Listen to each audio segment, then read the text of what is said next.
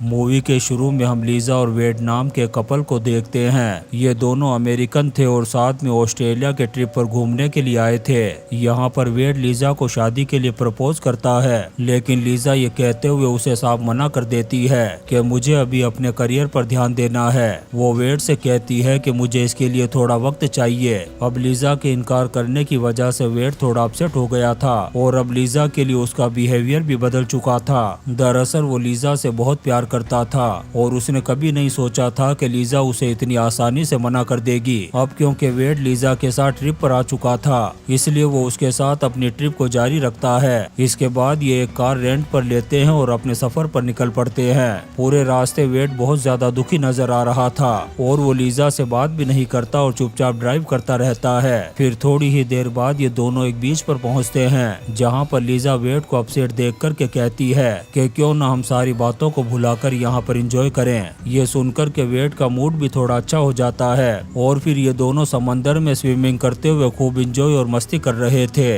इसी बीच एक जेलीफिश वेड को जख्मी कर देती है, जिससे उसे बहुत ज्यादा दर्द होने लगता है और वो समंदर से बाहर आ जाता है। लेकिन थोड़ी देर बाद जब दर्द का असर कम हो जाता है, तब वो अपने पैर पर लगे हुए जख्म को भी भूल जाता है। जब रात होती है तो ये दोनों गाड़ी में ही सोकर के रात गुजारने का फैसला करते हैं। यहाँ पर लीजा वेड से कहती है कि क्यों न हम ऐसी जगह पर चले जहाँ के बारे में हमने पहले ही प्लान कर रखा है। दरअसल लीजा अपने इस ट्रिप को यादगार बनाना चाहती थी और वो ऑस्ट्रेलिया के जितने भी टूरिस्ट स्पॉट थे उन सभी जगहों पर घूमना चाहती थी। पहले तो वेड नई जगह पर जाने से साफ मना कर देता है, लेकिन जब लीजा फोर्स करती है तो वो जाने के लिए तैयार हो जाता है। अब वेड लीजा की बताई हुई लोकेशन को जीपीएस पर सर्च करता है, तब उसे पता चलता है कि वो जगह तो यहाँ से 32 घंटे की दूरी पर है। फिर जब सुबह होती है तो ये दोनों उस जगह पर जाने के लिए निकल पड़ते हैं। काफी देर चलने के बाद ये दोनों शहर से बहुत दूर ऑस्ट्रेलिया के रेगिस्तानी इलाके में पहुंच चुके थे। इस इलाके में पहुंचते ही इनके फोन का नेटवर्क चला जाता है। वेड पहले से ही जानता था कि ऑस्ट्रेलिया के रेगिस्तानी इलाके में सफर करना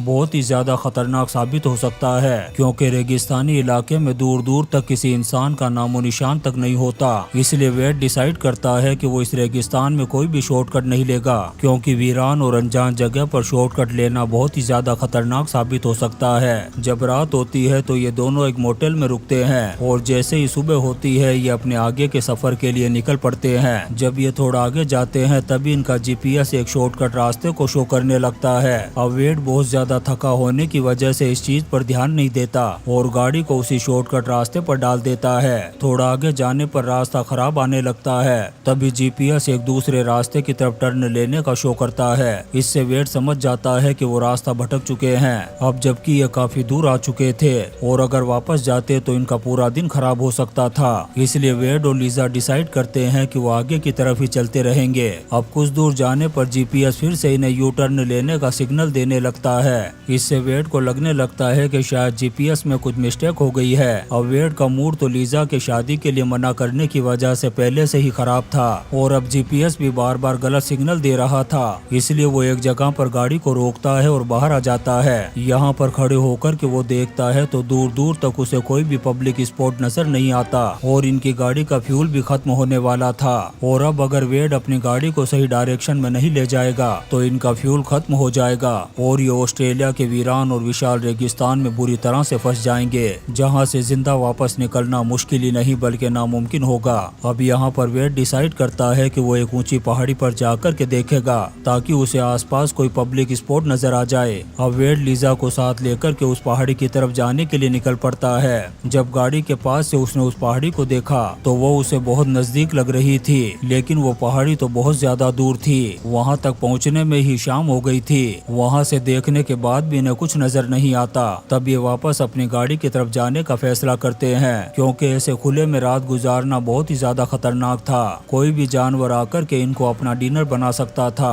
अब रात बहुत ज्यादा हो चुकी थी और ये चलते रहते हैं। ये टॉर्च की रोशनी में अपनी कार को ढूंढने की कोशिश करते हैं, लेकिन इस भयानक अंधेरे में इन्हें इन्हें अपनी कार कहीं भी नजर नहीं आती। दरअसल ये दोनों अंधेरे की वजह से रास्ता भटक चुके थे। अब जैसे जैसे रात होती जाती है ठंड भी बढ़ती जा रही थी और कार को ढूंढते ढूंढते ये दोनों बहुत ज्यादा थक चुके थे।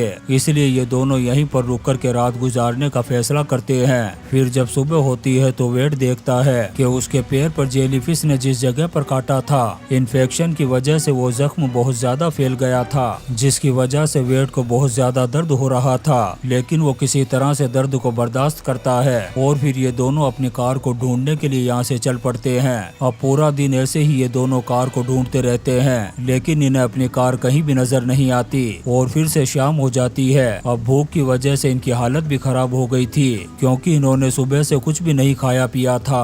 अब कार नहीं मिलने की वजह से इन दोनों को ऑस्ट्रेलिया के ठंडे रेगिस्तान में रात गुजारनी पड़ती है। ये दोनों एक सेफ जगह देखते हैं और वहीं पर रात गुजारने का फैसला करते हैं। अब रात को जब लीजा नींद में सो रही थी, तभी हम एक खतरनाक बिच्छू को देखते हैं जो लीजा के शर्ट में घुस गया था। लेकिन लीजा को इसके बारे में बिल्कुल भी पता नहीं होता। जब सुबह होती है तो वेड नींद से जग गया था। वो लीजा को आवाज देकर के जगाने की कोशिश करता है, लेकिन काफी देर हो जाने के बाद भी लीजा नहीं जागती। जब वेड थोड़ा गौर करके देखता है तो उसे पता चलता है कि लीजा के होठ पूरी तरह से काले पड़ चुके थे और लीजा नींद में नहीं थी बल्कि बेहोश हो चुकी थी। अब इस वीरान रेगिस्तान में लीजा की ऐसी हालत देखकर के वेड बुरी तरह से घबरा गया था।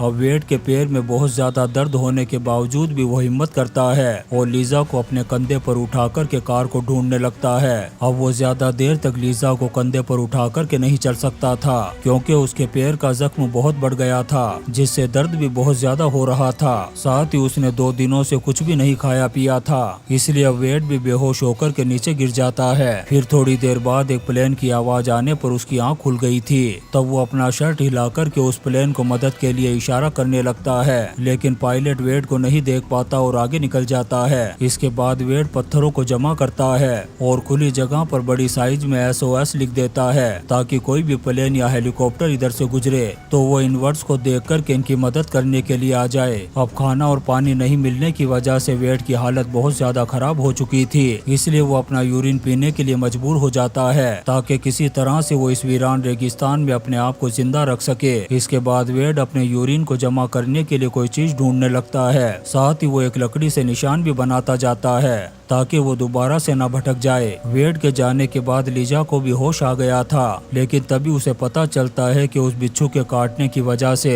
उसके एक हाथ ने काम करना बंद कर दिया था, जिससे वो बुरी तरह से घबरा जाती है। उधर काफी देर तक तलाश करने के बाद वेड को अपना बैग मिल गया था। उसमें से वो अपनी पानी की बोतल निकालता है और अपने यूरिन को जमा करके पी लेता है, ताकि वो इस रेगिस्तान में सरवाइव कर सके।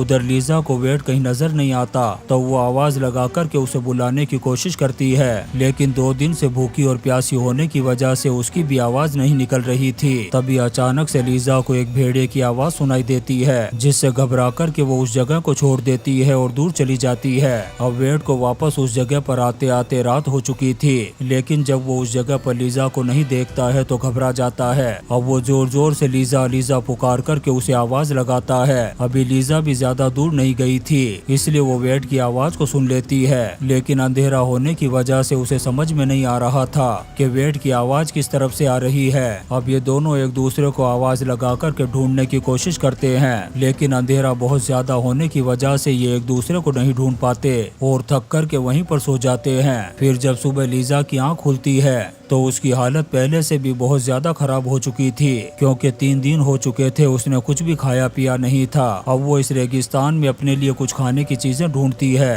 ताकि अपने आप को जिंदा रख सके, लेकिन इस भयानक रेगिस्तान में कटीली झाड़ियां और घास के अलावा कुछ भी नहीं था। उधर हम वेड को देखते हैं जो लीजा को ढूंढते ढूंढते कच्ची सड़क तक आ गया था और वहाँ पर उसे अपनी कार मिल जाती है, लेकिन इसका उसे कोई भी फायदा नहीं होता, क्योंकि गाड़ी में ना तो खाने का कुछ सामान था और ना ही पीने के लिए पानी, और उसने गाड़ी का बल्ब भी ऑन ही छोड़ दिया था। इस वजह से बैटरी भी खत्म हो गई थी। अब अपने आप को बचाने के लिए वो वाइपर का फ्लूइड पीने का डिसाइड करता है, ताकि अपने यूरिन को जमा करके लीजा को दे सके। जब वो वाइपर फ्लूइड को देखता है तो वो बहुत ज्यादा गंदा था, जिससे वेड की मौत भी हो सकती थी, लेकिन वो इसकी परवाह नहीं करता और वाइपर फ्लूइड को पी लेता है और फिर से लीजा को ढूंढने के लिए निकल पड़ता है। अब ऐसे ही ढूंढते ढूंढते रात हो जाती है, लेकिन उसे लीजा नहीं मिलती। उधर हम लीजा को देखते हैं जो एक जगह पर बैठी हुई थी। दरअसल अब वो अपने जिंदा बचने की उम्मीदें छोड़ चुकी थी। यहाँ पर लीजा जब अपने फोन को देखती है तो उसमें उसे थोड़ी सी बैटरी दिखाई देती है। तब वो वेड के लिए सॉरी का एक मैसेज टाइप करती है। उधर हम वेड को देखते हैं जिसे वाइपर फ्लूइड पीने की वजह से पेट में दर्द हो रहा था। फिर वो उस जगह पर आग जलाता है और किसी तरह से रात गुजारता है। फिर जब सुबह होती है तो लीजा रेगिस्तान की घास को खाकर के अपना पेट भरती है, लेकिन उसने 4 दिनों से बिल्कुल भी पानी नहीं पिया था, इसलिए उसे डिहाइड्रेशन होना शुरू हो जाता है। इसलिए वो एक जगह पर लेट जाती है। अब उसे लगने लगता है कि दुनिया की कोई भी ताकत उसे मरने से नहीं बचा सकती। तभी अचानक से उसे वो लाइन दिखाई देती है जो वेड ने खींची थी। तब वो हिम्मत करके खड़ी होती है और उस लाइन के साथ साथ चलने लगती है। अब काफी देर तक चलने के बाद आखिरकार उसे वेड मिल जाता है। वो यहाँ देखती है कि वेड की हालत तो बहुत ज्यादा खराब थी और उसके मुंह से खून भी निकल रहा था। वेड की ऐसी हालत देख कर के वो उसे सॉरी कहते हुए रोने लगती है। दरअसल वो अपने फैसले पर पछता रही थी कि उसे नई जगह पर जाने के लिए वेड को फोर्स नहीं करना चाहिए था।